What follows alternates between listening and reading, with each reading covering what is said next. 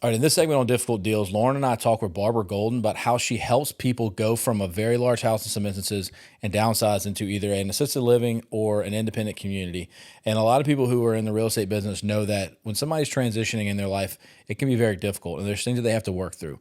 And in this conversation, Barbara talks about how she's able to help people transition from their forever home into a smaller home or even an assisted living community. And so if you're interested in learning how to work with that community better, tune into this conversation with Barbara Golden. I wanted to, and this is going to play on the same nature. And, I usually do these segments with Courtney Fricky, and Courtney is very much into dealing with difficult deals. She was really upset that she couldn't be here today. Oh, I'm sure. I talked to her Courtney. yesterday. Courtney, I forgot to wear my tennies. Yeah. I got you next time. But we talk about hard transactions, and the conversations can kind of go in different directions. Some people want to talk about a specific type of deal or a deal that they dealt with that was difficult. Some people want to talk about just the industry as a whole. But I think it fits this conversation we've had with you to talk about how you deal with helping somebody in that age of downsizing to work through a deal. Because I think it's important, right? And Absolutely. So what are some of the obstacles that you face whenever you're helping somebody downsize? And how do you work through some of those things? Let me get the list out. So if you're going to work with seniors, it's not easy. It's not, I have other agents that call me and say, hey, I've got this older client. You want him? Yeah. Because they see the difficulty in it. So they'll send it to me. But, honestly, the thing is, seniors want to be heard. Right. So I go on a listing appointment. It's not an hour. Mm-hmm. The other day I sat with Lucky and Marge, and I'm telling you, that was 2.5 to 3. Wow. And that's okay. Yeah. Because they had a 48-year relationship in their home, mm-hmm. right? And they're raised their kids there. So, when I got the tour of the house, I also got every single picture on the wall. And the swing in the front yard and the creek in the backyard. There's probably so much wisdom and knowledge though in the conversation. The stories are great. Yeah. And I let them go because it's kind of cool. Yeah. I have time. Yeah. I'm not going to say I don't have time. I love doing that. I love letting them talk, and because the more they get that out of them, the more they're ready to move on. Mm-hmm. They need to have that conversation to move on. Mm-hmm. You're counseling them. And the more they trust you by you being willing to listen to them. So you always talk about whenever you're dealing with a listing and then somebody's trying to transition out, it's the amount of stuff they have. Yes. And processing the stuff and knowing where am I going to put the stuff. And you made a comment earlier today is that you can't put the memories in a box.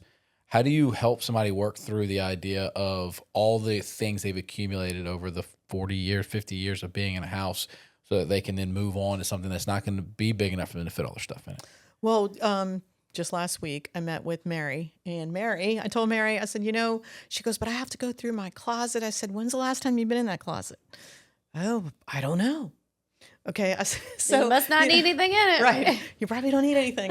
When is the last time you were in that room, much less that closet, mm-hmm. And I've often told people, getting off the subject a minute, put a Post-it by your light switch in your room and write the date on there of when you go in that room.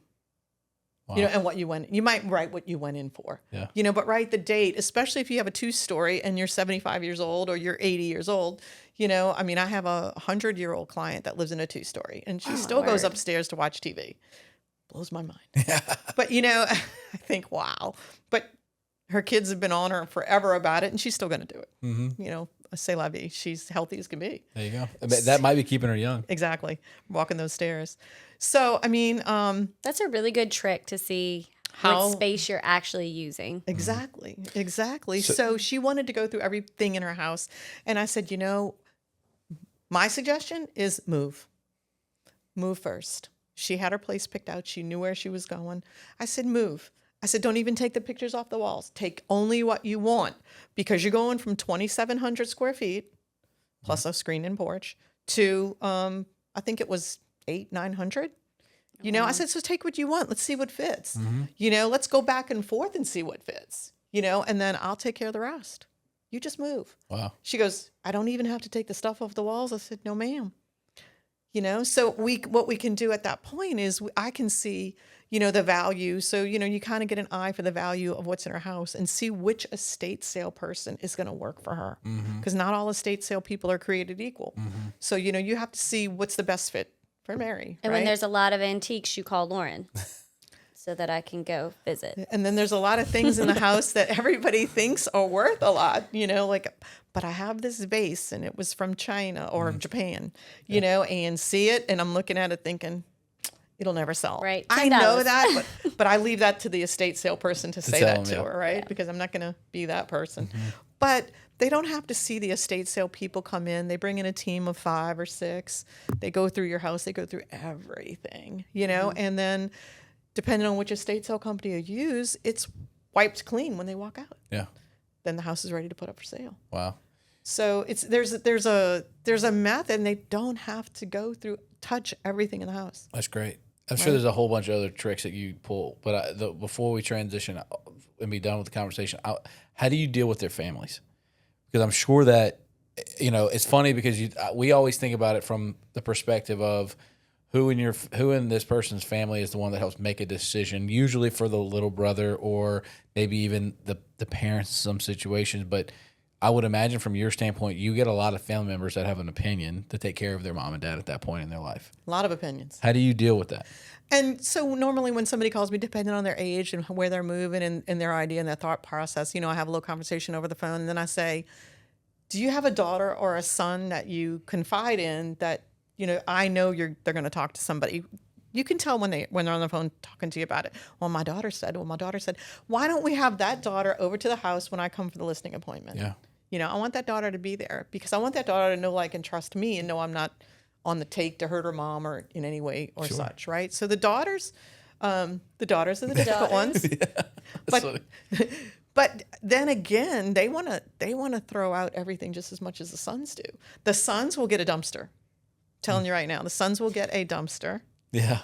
The daughters, they'll take a few things, but I can tell you the reason why the sons get a dumpster. Your daughter-in-law does not want your stuff. She wants her mom's stuff. Mm-hmm. Yeah. So, don't think But for if a you minute. have a niece, save that family stuff for your niece. I do that. Because my sister-in-law absolutely is like, why y'all keep bringing this crap to my house? Exactly. I'm like, Reagan may want it one day. It was funny. That's Like right. when my mom moved from our big house in Alexandria, she brought stuff to my house, like trophies from when I was a kid. I'm like, what do you? The trash can, you passed it up on the way in here. Throw that away. I mean, it's great to. Again, it's memories. You can't put that in a box. I remember every baseball game I played when I was a kid and how my parents were involved in it. But I don't need the trophy for whenever I was there. I mean, when I was a kid, I liked to it was nice to have the trophies because. So you're just gonna sit here and lie that you don't have a trophy room? I have. in front of I have one. I have We one. know you do. We know you have one, thing Jared. from when I was a kid. My dad and mom framed our state championship baseball team for my senior year with my jersey and the whole 9 yards. That is something I'll never forget. And they put a picture of my parents in the frame of the moment. Somebody took had the presence take a picture of my parents to the last pitch of the game. So that was pretty cool. So that I always have. And I have my Letterman jacket only because my dad still has his Letterman jacket, and I just think that it's cool that both of ours are sitting next to it. Legacy. We're the same football number. So anyway, that's to talk about that. But That's very cool. My husband and my dad have the same football number. How cool is that? Oh, wow. It was I meant to know. be. It was meant to I be. know. Yeah. Jerks. What's the number? 43. Oh, I was me two. and my dad were Linebackers. me and my dad were 88. Both play tight end, which was cool. Oh, yeah, we're both 88? Both 88. Yeah. Oh, that's so, look at you guys. it was That's cool. awesome. We're the coolest. That one thing. But anyway, I can imagine that once it comes down to it, there's a few things that people really, really care about. But the rest of it is just things that have accumulated over time. And so working through that, I'm sure is difficult. Well, this was a really cool conversation. I know you were a little nervous when you started, but there was so much great stuff for people to take away from this. So I really appreciate you coming and talking to us today. Thank you for having me. Yes. You're golden, Barbara. Yeah.